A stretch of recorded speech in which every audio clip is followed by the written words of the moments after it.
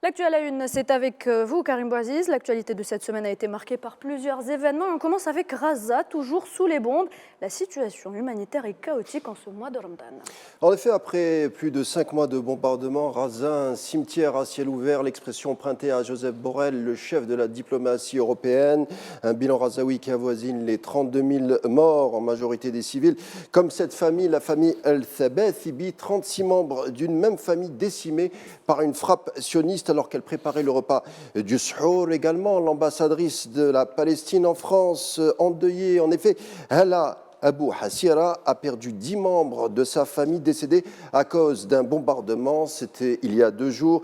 Un Gazaoui sur 2 connaît une situation alimentaire catastrophique. 27 décès, dont 23 enfants, depuis le début du mois de jeûne à cause de la famine et la déshydratation. Les agences onusiennes prédisent une faim générale au nord de Gaza si rien n'est changé. C'est inéluctable si la situation ne change pas. Sur le terrain, les combats font rage. L'hôpital El-Shifa, le plus grand centre hospitalier de Gaza, l'un des seuls établissements encore opérationnels, a une nouvelle fois été attaqué par l'armée coloniale. C'était lundi. Dramatique, ce qui n'empêche pas Netanyahou d'évoquer une attaque au sol contre Rafah où 1,5 million de personnes s'entassent. Rafah où justement Antonio Guterres, le secrétaire général de l'ONU, s'est rendu aujourd'hui pour une inspection. Alors parlons, si vous le voulez bien, rapidement de cette opération terrestre sioniste éventuelle qui se prépare.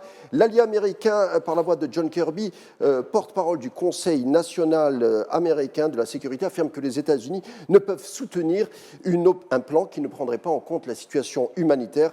Prendre en compte un plan qui ne soutiendrait pas la situation humanitaire.